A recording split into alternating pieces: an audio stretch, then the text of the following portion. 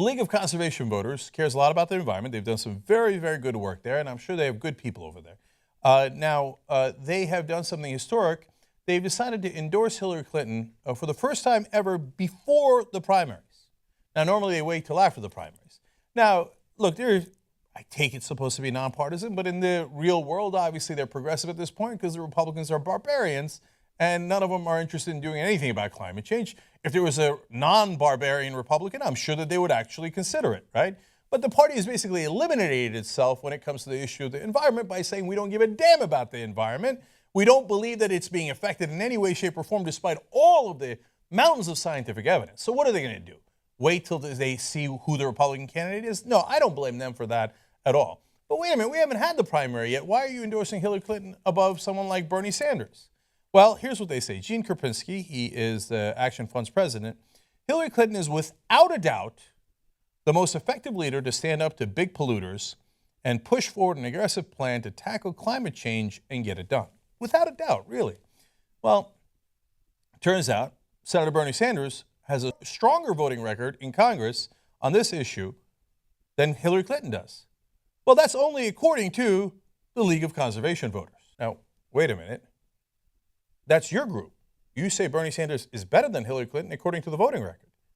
But before you even gave anybody a chance to vote, you said no. Without a doubt, Hillary Clinton is the best on this issue, despite our own group's voting record and our own group's announcements as to who was actually better, which is Bernie Sanders. So what's going on here?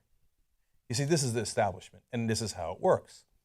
I don't doubt that everybody at the League of Conservation Voters are wonderful people. Look, if you're in the business of trying to help the environment, fight off the environment, you're not a bad guy, you're a great guy, right? You're not doing that to get rich. There's not a ton of money in it, right? In terms of the actual people who work there.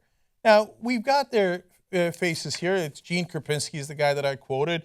And then you've got Carol Browner, who's the board chairwoman there. Now, remember, she served as the Environmental Protection Agency administrator under President Bill Clinton. And this is how politics works, right? Hey, you remember when you scratched my back and made me the head of the EPA, or your husband did? Wouldn't that be nice again? Okay, that's part of the equation. And this is their job, right? They're in Washington, and their job is to get back into power, and then and they would say, to be fair to them, and to effect change. I can't effect change unless I'm back in power, and I can't be back in power unless I'm going to support the person who's most likely to win, Hillary Clinton. But there is a second element here. Now, all these groups in Washington, whether they're conservative, and almost all the conservative groups are this way, or they're progressive groups, well, they need money, right? It's not like they're billionaires. These are good people working hard for not great salaries, just middle-of-the-road salaries, right? I imagine. But somehow the League of Conservation Voters does have a lot of money. League of Conservation Voters spent $30 million in the 2014 elections, a record amount for the group. Now, wait a minute. How in the world did they get $30 million? Well, some of it is from small donors. I'm sure of that, right? And they put out emails saying, hey, if you care about the environment, and good people who really do give them money, and for good reason, they're not a bad group. I don't want you to misunderstand me, okay? But I am also sure that some of that $30 million came from very large donors. And the very large donors are almost all on Hillary Clinton's side. So now if the League of Conservation Voters would like to have a budget as large as they do to be able to spend that kind of money, well, then you would probably want to do whatever your donors tell you to do.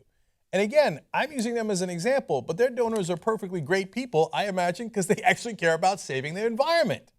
So I'm not saying they're bad guys. I'm just telling you how the system works.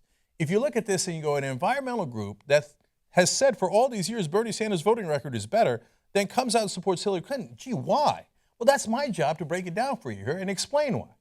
They're not bad people, but the results that they reach are based, honestly, partly on politics and partly on who's funding them. And it turns out the establishment, unsurprisingly, is on Hillary Clinton's side. Now, you do with that whatever you like, but that is the reality. Otherwise, they most certainly would have waited to see what happens in the primaries before they jumped in and said, Hillary, definitely, without a doubt, it is Hillary Clinton, right? Right, definitely, without a doubt, Hillary Clinton. All right, now you know.